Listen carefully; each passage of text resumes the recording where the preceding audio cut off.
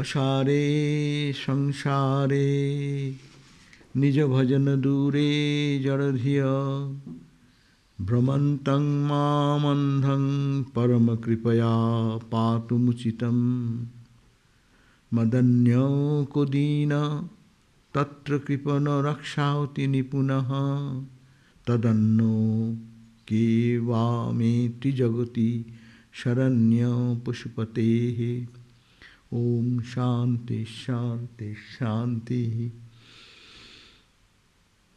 O Lord, with a dull intellect and imperfect insight, I wheeled around in this unsubstantial world of births and deaths, uncongenial to the practice of devotion. You should, in your infinite mercy, save me, O Lord. Is there anyone more miserable than myself? And is there anyone more skilled than yourself in saving the miserable? Therefore, O Lord of all creatures, who but you can be my savior in these three worlds? Om Shanti, Shanti, Shanti.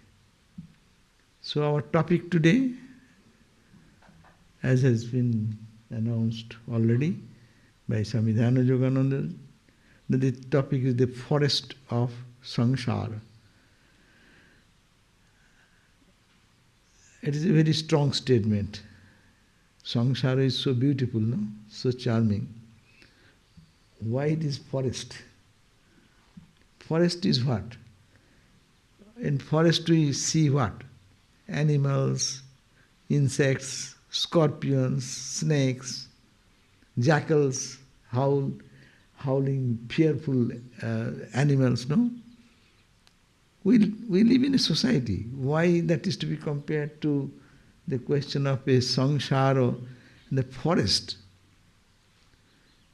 Yes, we live in the forest because forest, we lost our track. When you enter into a deep forest, unless you are expert in it and you have a good guide, every chance of losing yourself.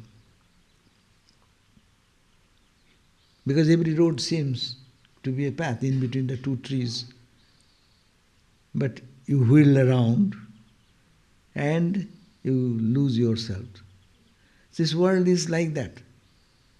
The things in this world in which we are wheeling around are always momentary, imperfect, bringing suffering and hopelessness at the end. And we want to find a rescue out of it, but difficult to find. Sri Ramakrishna exemplified it, that a rich merchant was going through the forest, and you know that there he was then robbed. Robbers, they roam around in the forest, deep forest, to catch such people who are in difficulty, to take away their all assets. So the merchant was approached by the three burglars, and they came, and there are tamas. One is tamas, another is rajas, another is sattva. The three burglars, three qualities.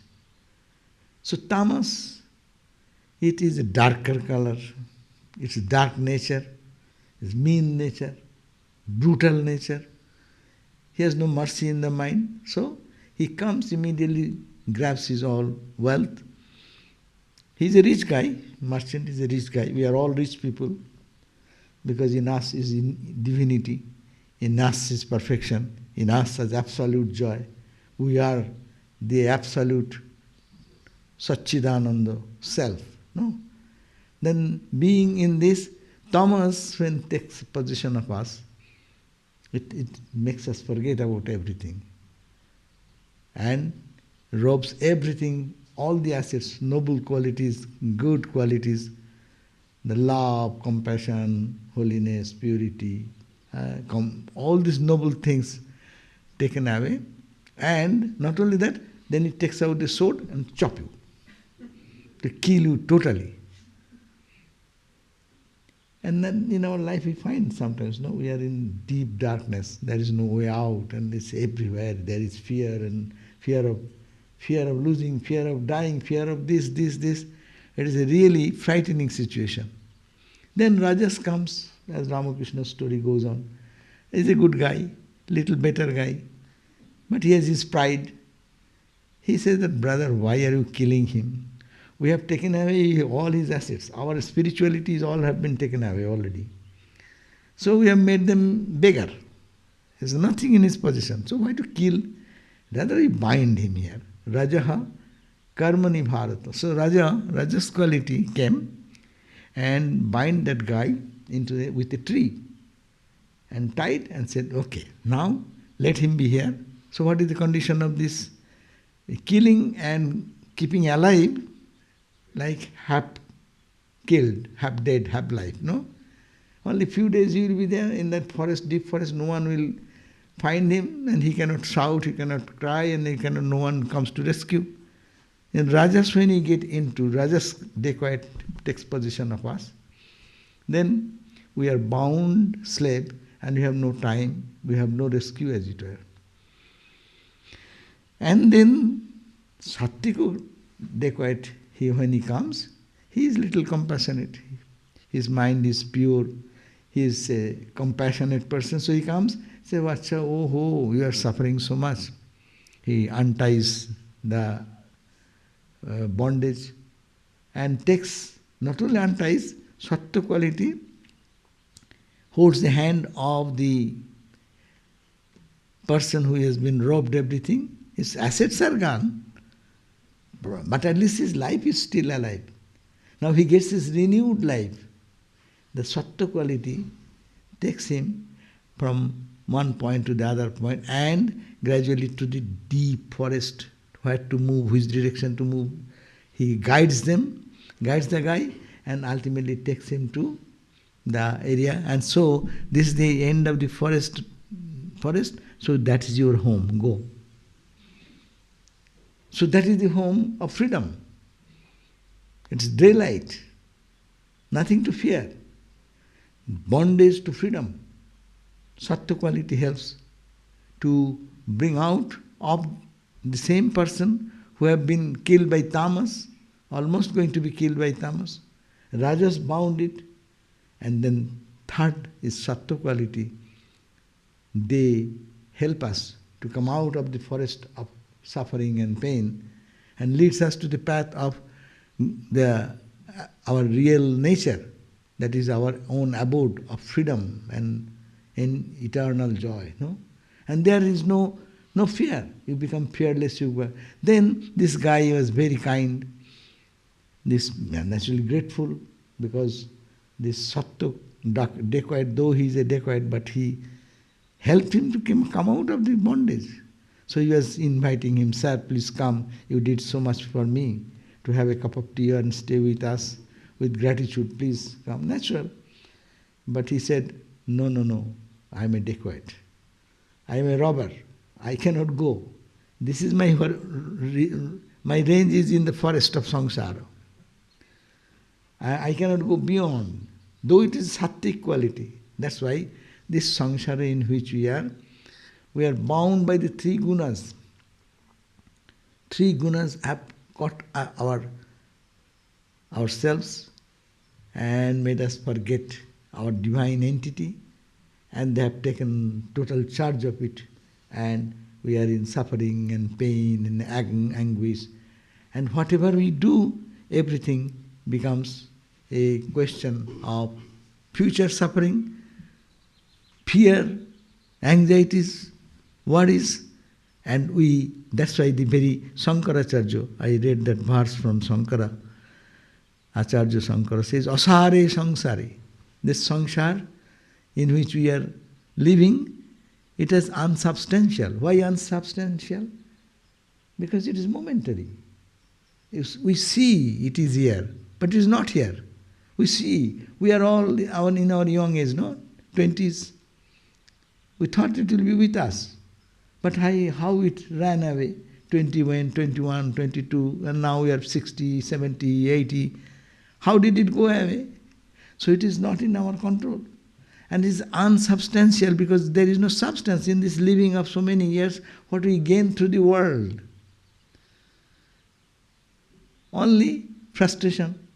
Unless we have got hold of our spiritual nature, then it is only frustration and it's only loss of our time, energy, and ultimate losing our own self, the divine dignity. So, and this has kept us what? Nijo bhajana dure. This samsara keeps us so much busy every day. Look at our life every day, from morning till night, how busy we are. So many responsibilities. And we are bewildered what to do. And when we get involved, then at the end of the day we say, even good people, I don't get any time. Today, no time for meditation, no time for sitting for bhajan. Because it is the nature, it keeps us away from bhajana. Nijo bhajana dure. It keeps us away, duro, distant, from my own spiritual practices. And it means jaradhira. Dhi means buddhi. Our intellect becomes dull. Why intellect dull? We are intelligent people. You are saying we are dull intellect? No. We have so much education, we have so much learning and this and art, science. We know so many things. Stars, galaxies, this, that. No, it is jada. You know what you know. We know about the jada, the matter, the material world. Because it is not permanent. It will, knowledge of any material subject cannot give us infinite life, infinite blissful condition. It cannot give. You become a great astronaut. But death will haunt, suffering will haunt, disease will be there, and all the pains and anguish will be there. There is nothing, no force there work, no knowledge of astronomy will work, no knowledge of physics will work, or any science or any art, any literature, nothing will save us that time. That's why it is called jaradhya. Our buddhi, our intellect has become jada, and is centered around world and worldliness, which is of the changing nature. And it is like a matter. It understands matter, but it does not understand the consciousness, what is behind. So this is the world, means forgetting our eternal consciousness, living in the world of matter. And we have become, that's why it is said that materialism. What is materialism? Materialism means not connecting ourselves with the eternal consciousness, which is the foundation of our very action, thinking, working, talking, enjoying, experiencing, suffering, pleasure, pain. Everything is done because of the consciousness. But our total attention is forgotten from that. That's why buddhi does not go in that direction. That's why there is a prayer, we do the prayer, in our, when the Brahmin boys get their vows, they say, Dhiyo yona prachodayat. Oh Lord, please help my buddhi to guide towards, so it runs in the right direction. We are, as the Kathopanishad also suggests, no? Two things appear in our life, Shreyo and prayer. Shreyascha preyascha manushyameto, dau samparito.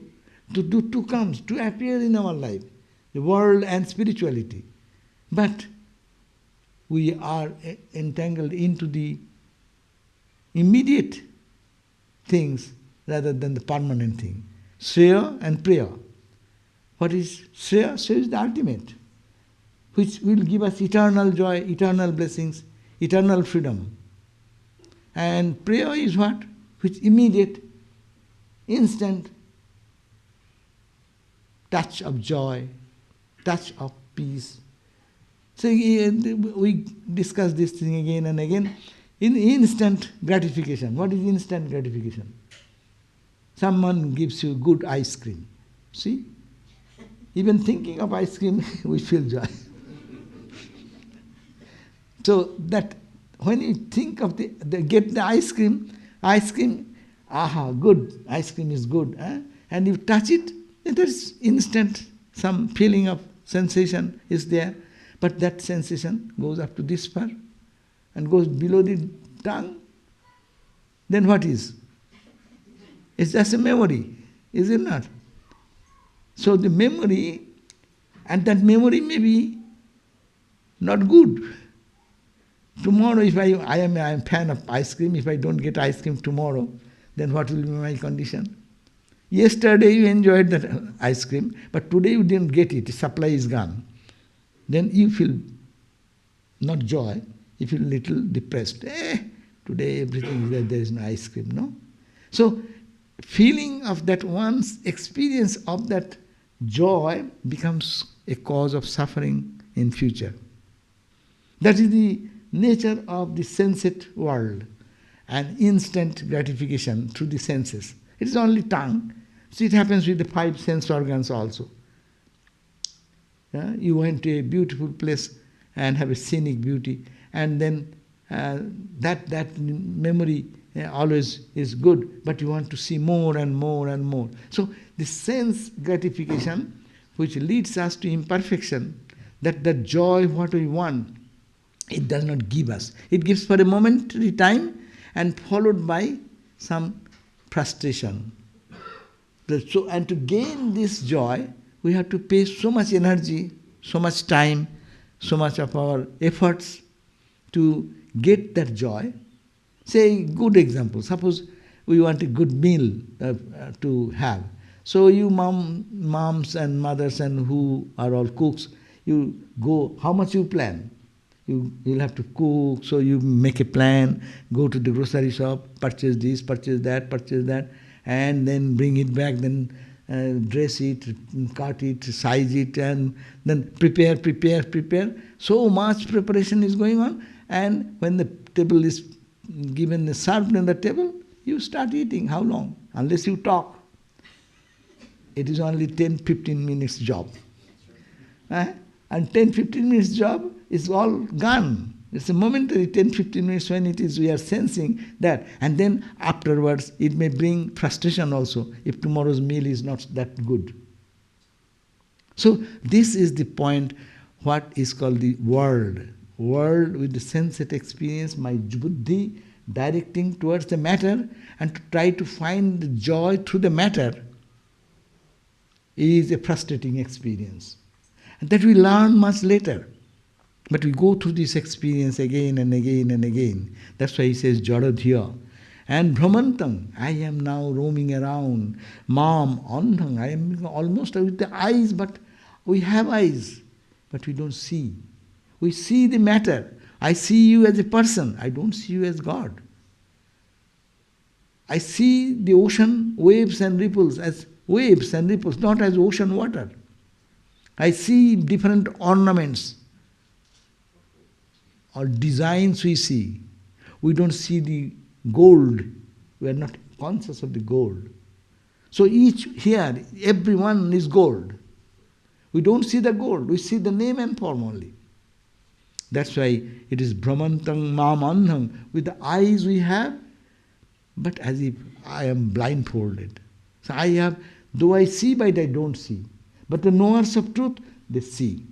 That's why they say, that Srinnantu Vishwe Amritasya Putraha Ajidhamani Dibhyani Tastu Vedahametang Purushang Mahantam Aditya Varnam Tamasha Parasvat Tamevo Viditva Otimritu Meti Nanna Pantha Vidyate Ayanayo. So the Upanishad says, I have known the truth. Srinnantu Vishwe. Listen, whoever is there in the heaven or the earth or anywhere, I have realized the truth. You are all children of immortality. We are all children of immortality. Do you think about that? Do you ever think I am immortal? I am a child of immortality? I know I am a born slave of this world, and world dictates me, controls me every day. Every day. My friends control me, my mom controls me, my dad controls me, my office controls me, my boss controls me. Everywhere control, control, control. Where is our freedom? So this we think that we roam around. That you are immortal children, children of immortal bliss. I have known that truth.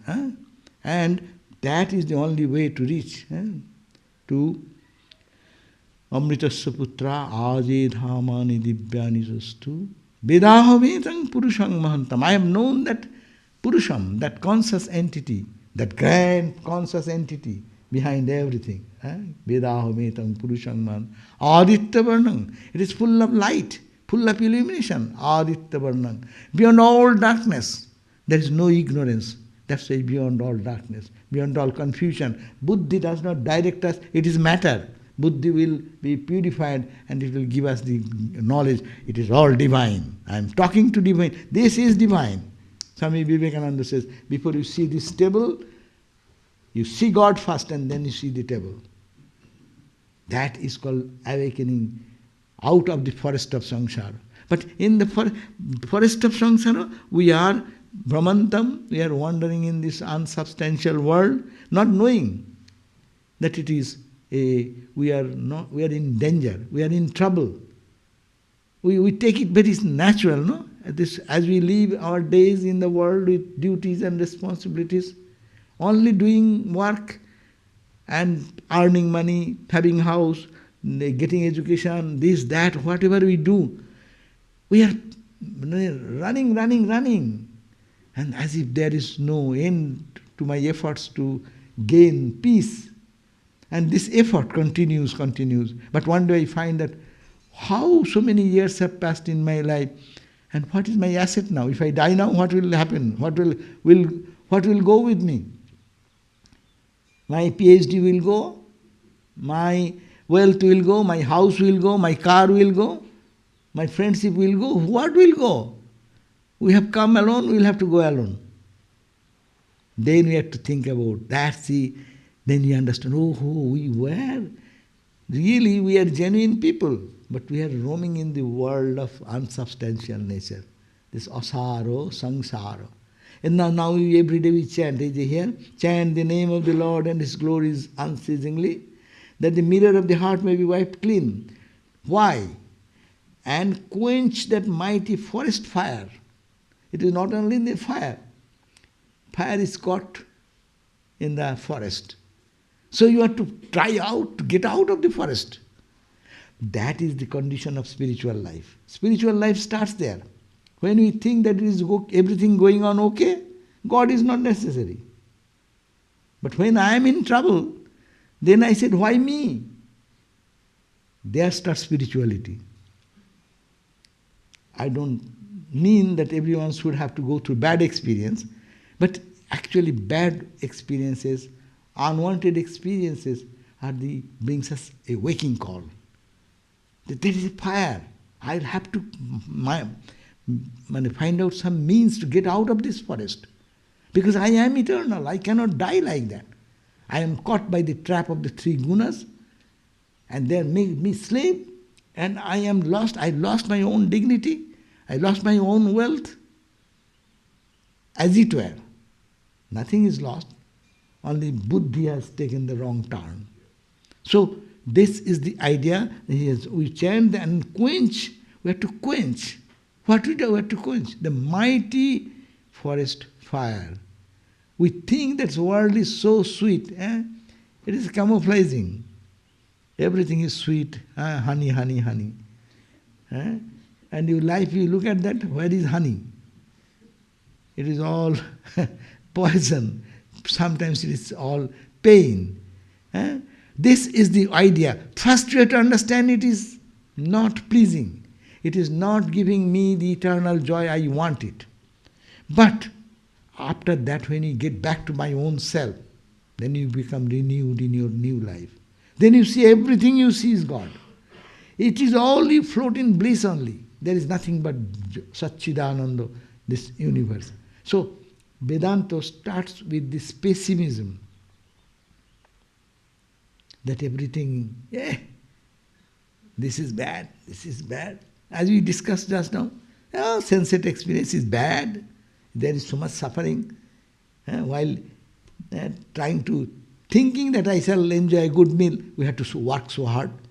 And then eating part and that enjoyment part is this much. And then afterwards again comes to cleaning the dishes and washing the plates and this and that, another hazard of hours together. So before, after, all suffering, little bit joy in between. So what is this thing going on? And we are entangled into it. That is the way our life goes on. It is to understand that this cannot continue. I cannot be a slave of the world forever. Enough is enough. Let me go back to my home. That's why Ramakrishna is so pleased with Naren singing this song. Oh my mind, go back to your own abode. Why are you roaming around in this unsubstantial nature of the world in a foreign land? Mana chalo nijo niketane Samsara videse Bideshir beshe Brahmo keno akarane Mana chalo nijo niketane. Oh my mind, go back to your own abode. It is here, within us. So close, so near. Go back to that your own home. Why are you only keeping your movement in the world outside and trying to find a touch of joy? But there is a mine of joy within. So turn back, turn back, turn back. So this is a call, that this mighty forest fire. And what is the mighty forest fire? The fire of lust, greed, all these mean, unkind expectations of things that are thinking it will make me happy. We are all running for one thing, happiness and peace. And we are trying to get it. A thief to a holy man, illiterate person to the highest literate, educated person, is all searching for joy, all searching for peace, all searching of the eternal life. But where is that eternal life? We know of the peace, momentary peace we know. That's why Ramakrishna talked about 3 types of joy. Vishaya Ananda, Bhajana Ananda, and Brahma Ananda. 3 Ananda. But its Ananda is the same. Ananda means the joy, the bliss is the same. When it comes diffused to the senses, to our senses and the sense objects, it gets percolated, and little light comes. The little joy comes out of that. That's why it is momentary. But Bhajana Ananda, if we do spiritual practice, if you have some ecstatic experience, if you have some good dream, divine dream, if you go to some very peaceful place and your heart becomes soothed, that memory gives you joy, greater joy. Because even remembering after 1 month, you can get your mind uplifted. Suppose you went to visit some Tirupati, or you go into India, or you to go to some pilgrimage place in any place, that memory, if it is really has got you a deep connection inside, then you will feel so elated that when you think about that after a long time even, that memory boosts you up towards higher experience. But in the sensate experience, it drags us down. Good experience even, as it is not available now, that makes us unhappy. So, Vishaya Ananda, Ananda is the same. Only coming through a thick layer of dark covering, that's why through the Vishaya, the sense objects, objective universe, it is so little. And when it is bhajana, it's going to the pure self, pure nature, we call God, we call divine, we call Satchidananda, whatever nature. We approach that becomes little brighter, and then bhajana ananda ends in brahmananda, ends in that joy, unending joy. That is the goal of life. Unending joy, unending peace, and no one can take away. All these things you acquire can be taken away by anyone. That's why it is said that when we have fear, we run in fear. This world in which we live, it is all fear, fear, fear. Fear of losing. What do I to lose? I lose my money. If stock market, what is going on up and down, see how it affects our life. You say, but yes, really it is reality. We feel that. But fear of losing, fear of youth. You have youth, fear of disease. Old age, you have money, then you have the fear of stock market, as I said, as also fear of taxation. You will be charged with taxes, so you earn hard-earned money, and your tax takes away your whole. In early days, it was kings used to tax the subjects. Those with bigger income, you give bigger taxation. No? But now, of course, it is easy. You can big income, you can give less tax. Mediocre people like us, you give more tax. But anyhow, you have to give tax. So you have money, that is a taxation. You have youth, there is a chance of losing that. Old age, death, all this disease. So everything is infested with fear. That's why in this world we are always living with fear. What will happen? What will happen? What will happen? See? Some disease comes, what will happen? What will happen? How much we are affected? Because we know we can lose the body. No? So everything is infested with fear. Only it says, Vairagam eva abhayam. If only one can say, I don't care for that. The moment you say in any issue, you said, I don't care for it, see how freedom you feel. Suppose someone is fearful about death, he says, okay, I'll die. Okay, what's there? Everyone dies, I will also die. Say that moment, you become powerful. But you want to hold on to this, then you have to cry. So this is the point, that what is this samsara? First we have to understand, really we are in deep problem. We live in the life, we pass our days, we feel that it is very pleasing, joyful, peaceful, apparently. Maybe there is a part of life. It is no one's life is perfectly peaceful, neither is totally lost. But sometimes it becomes unbearable. Pains and agonies and bereavement and fear takes possession of us. So then we get an inner call, that call comes. Then what after this? And where can I find a solution? Buddha's life, Buddha saw the same thing. When he was happy, no God, no realization, no nirvana. He was a prince. He was enjoying his princely fun and joy. He was married to a young girl and has children, and palace is full of his father wanted to keep him in that environment. Everything was going on. But he was dead that time. That time he was not Buddha. Buddha means awakened. When he got awakened, he went and saw the four sin, no? What he saw? One person tottering over the stick. What is this? Oh, it is called old age. And Buddha he said, what? What is old age? He is a young man. He has no concept because his father kept him in such an environment. Least he becomes a monk, no? So when he said tottering over the sticks, then he said, what is this? What is old age? Old age? What is this? Well, everyone will be old. I will be old? Yes. My wife will be old? Well, yes. My son will be old? Yes. Oh my God. He came back with a serious question. It's a big thing. I shall be old one day. I never thought that way. Now, second, he saw a sick person. What is this?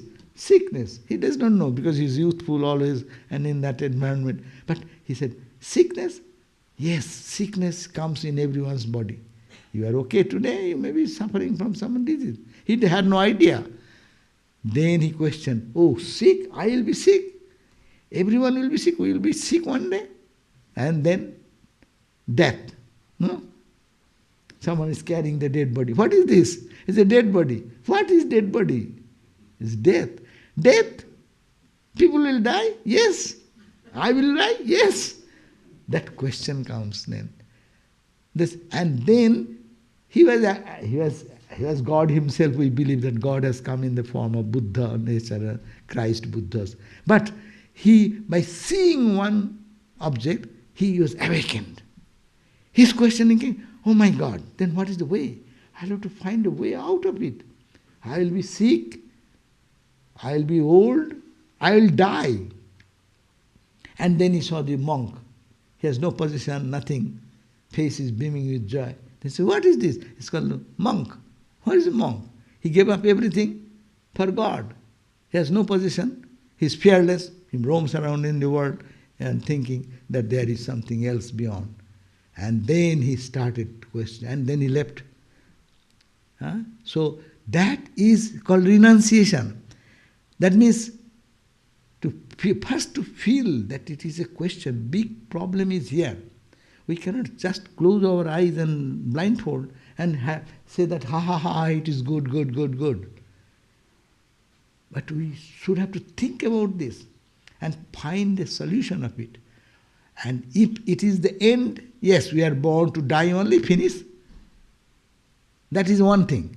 But is there any way to be being in life at the enjoying the total freedom, entire freedom of peace, entire freedom of joy and blessings? Is there any way out? Then Buddha took that path. He went to different gurus and teachers and this and that, so many says, but he was not satisfied. Then he said, Atmadipo Bhavo. So he started searching within and he became the awakened soul. And that led the path for self-inquiry.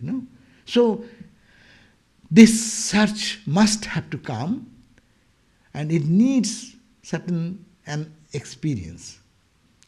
That's why God has created this world to experience all these other things of life and to understand that these, even if we get it, they are not sufficient. It cannot satisfy me. A person gets a job, say 50,000 offered. He can give up easily 50,000 if he gets another higher offer. And higher offer and higher offer. So, is there any end of renunciation? You can renounce. Is it renunciation that you give this job 50,000 because you got a job of 60,000? So we are always renouncing. We are always, this is a terminology, renunciation is a very strong word. We get frightened with that. We have to give up. That's a very bad term. But the Vedanta always talks about renounce, give up, detach. What is this? Yes, Vedanta always starts with this negative idea, detach. Detach from where? Detach from the limited. Detach from which is subject to death, subject to disease, subject to destruction. Detach from that. Think that is a passing thing. Try to find what is there, unchanging something. Detach from momentary things to attach to. So Vedanta teaches us not only seeing this world is a samsara, is a forest, and we have to sit now, cry and weep, lament, okay, what shall we do? There is no way out. No, there is a way out. And we will have to find that way and enjoy that blessedness. That is the purpose of life. That's why our Jivan Mukti is the goal of life. It's called Jivan, while you are living, breathing. This is Jivan, I am alive now. When it stops, we go to dead. It's Jivan Mukti. Mukti means freedom. You breathe like this as anyone is breathing, alive, but not alive in a jara, worldly matter, but you live in the absolute blissful condition of absolute blessedness. You become the source of joy, you enjoy the joy, and you become a source of joy to others. So that is possible.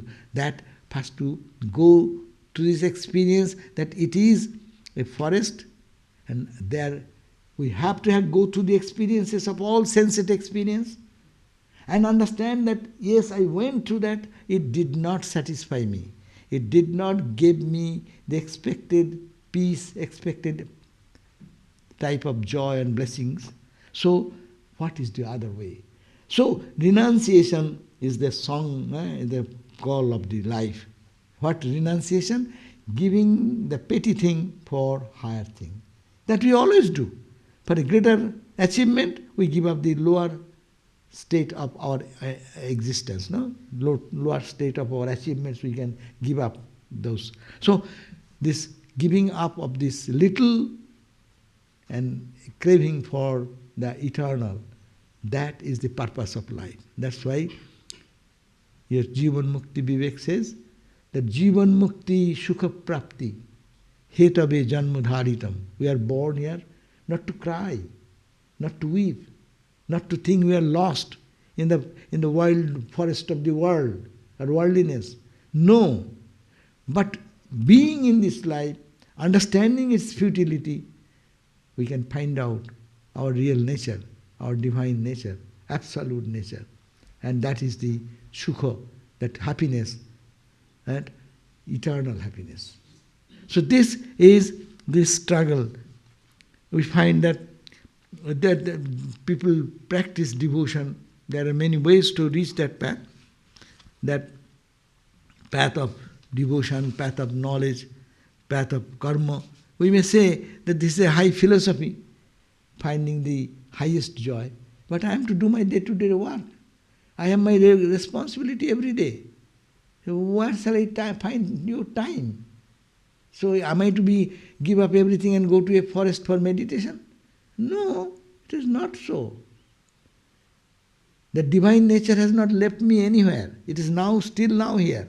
It was here, it is here, it will be there with me. But I don't focus on that side. That's why that turned your vision inside. That is called the meditation. Try to find what infinite mine of joy is here within. Turn back your focus. And also, with that knowledge, look at the world. So, both ways. First, turn your attention. Don't try to find eternal joy in this changing universe. Because the object what we are trying to see, they are by their nature limited. Nalpe sukhamasti.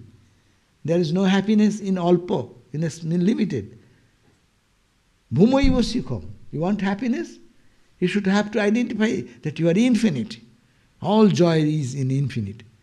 But that infinite joy is to be searched by putting our attention, turning our attention from external to internal. And doing that internal focus, then with eyes open again see. It is all permeated with that consciousness. That's why our sadhana should be with seeing God within, meditation, and with eyes open, trying to experience that God. But how can we experience? Experience will take time. But first thinking. That's why Upanishad, Gita, they suggest that again and again says, you are not the body, because body changes. You are not the mind, mind changes.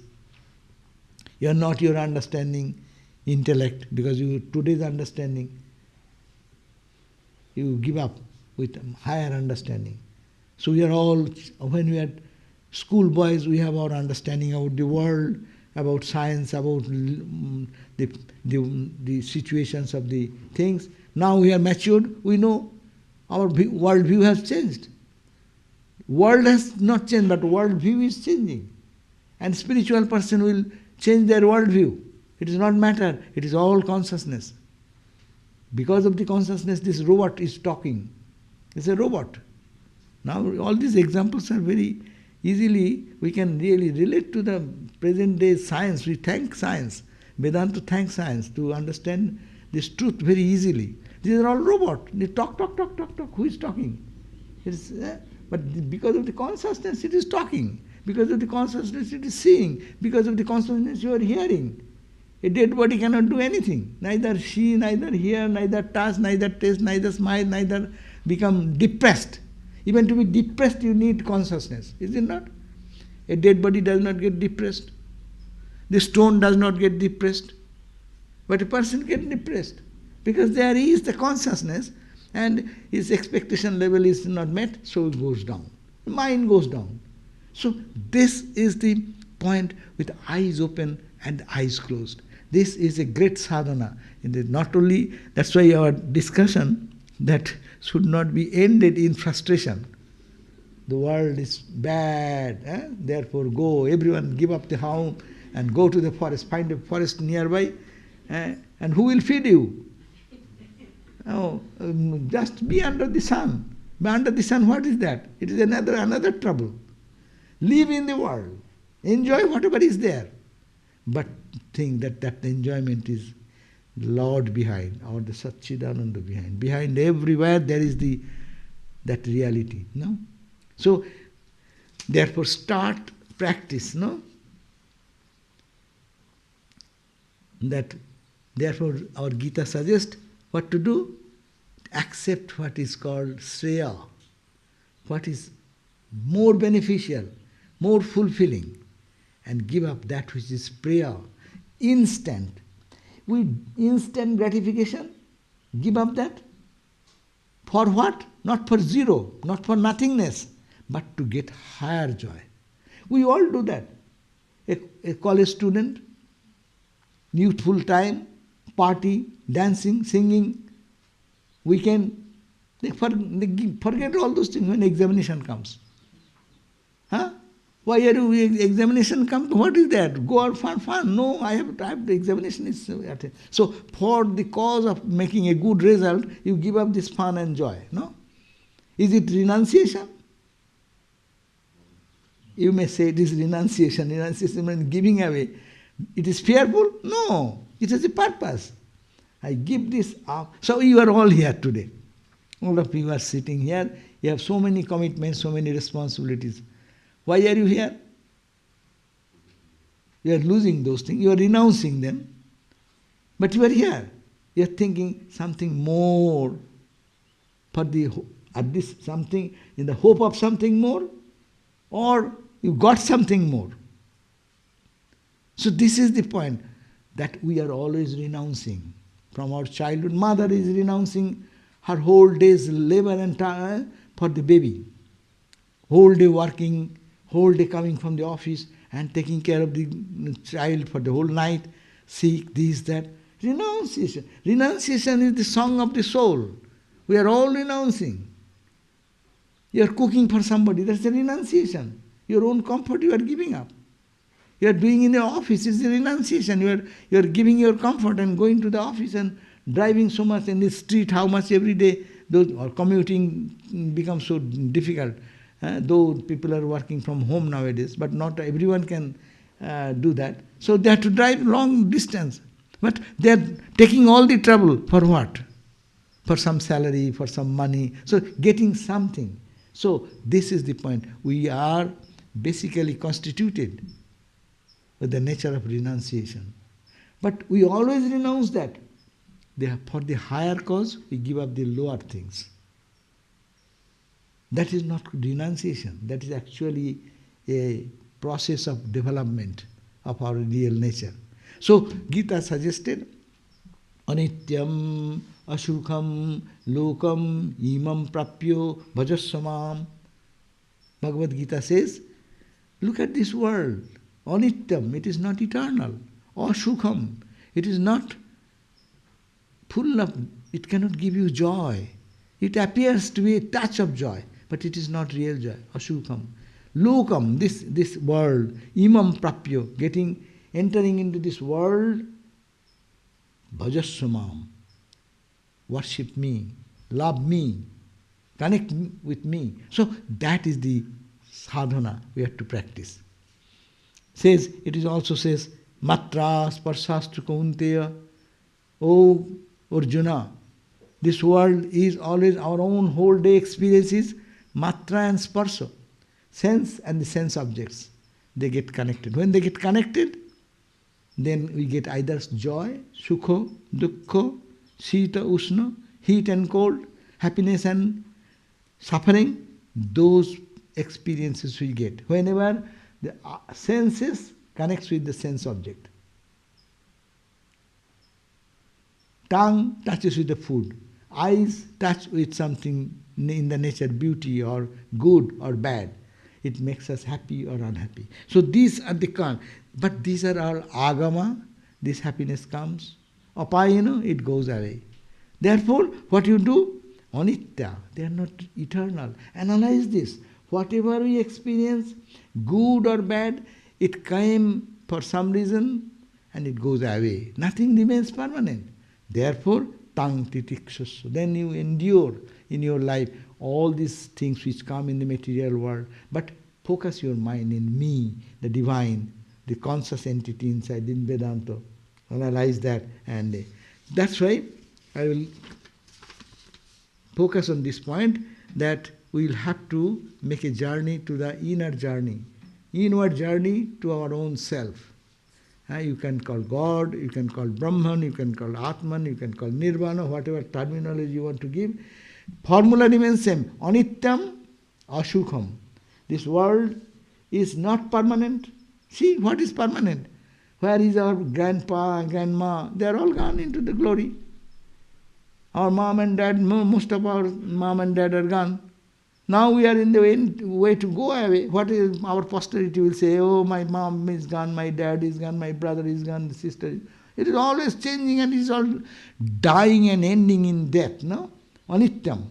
And it is not happy. You see, in this world, if happiness is available, then all the people who have money and wealth and enjoyment, dipped into enjoyment, they would be happy. When they die, they cry and weep and go. Therefore, bhajasya mam. Connect with me. But how to bhajasya? How to do that? One don't want to have samadhi at one stroke. Now samadhi is very well spoken everywhere.